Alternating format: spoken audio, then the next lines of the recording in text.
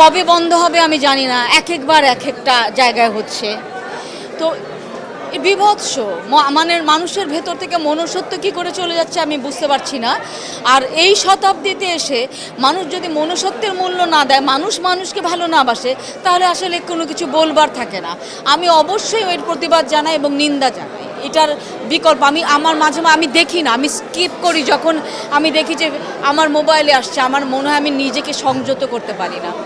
আর ছোটো ছোটো বাচ্চাগুলি, ভাই বাচ্চা হোক বুড়া হোক, একটা মানুষ কখনো আরেকটা মানুষকে হত্যার যজ্ঞে যেতে পারে না। এটা হচ্ছে আমার কথা। যতবারই দেখছি আমার চোখে খালি ভাসছে ছোট ছোট বাচ্চা, একটা হয়তো 2 বছরের বাচ্চা আর একটা হয়তো 3 বছরের বাচ্চা কোলে নিয়ে কাঁদছে। সো ওগুলো আসলে চোখে ভাসছে। হ্যাঁ, তো এটা আসলে এই সহিংসতাটা বন্ধ করা উচিত। ইনস্টাগ্রাম, ফেসবুকেও আমি পোস্ট করেছি। সো এটা একটা অন্যরকম মাহল। আমরা সবাই মর্মাহত এবং আমাদের যাদের মধ্যে মনুষ্যত্ব বোধ আছে তারা অন্যভাবে চিন্তা করছে। এবং আমার মনে হয় আল্লাহ সবার সহায় হোক, ঈশ্বর সবার সাথে থাকুক।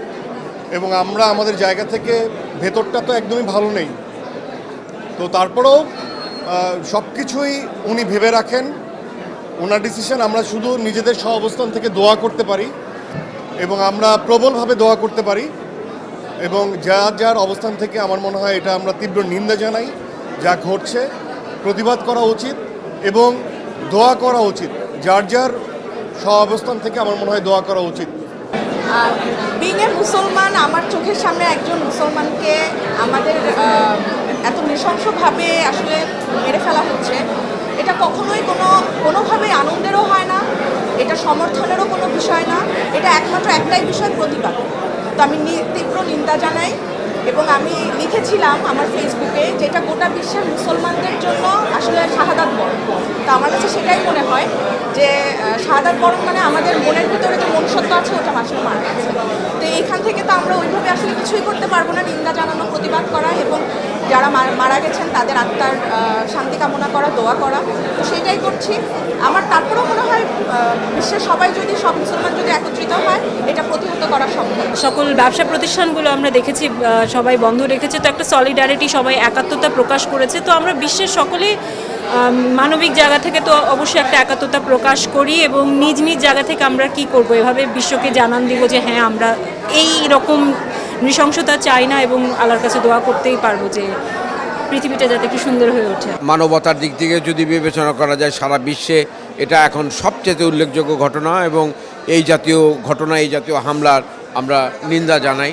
এবং এই মানবতা বিরোধী যে হত্যাকাণ্ডগুলো সারা পৃথিবীতে হচ্ছে, এটা যুদ্ধ হচ্ছে, বিভিন্ন জায়গায় হানাহানি হচ্ছে, আমরা চাই সারা পৃথিবী শান্তিপূর্ণ বসবাসের জায়গা হোক, মানুষের বসবাসের জায়গা হোক। এটা আসলে খুব ইমোশনাল একটা জায়গা।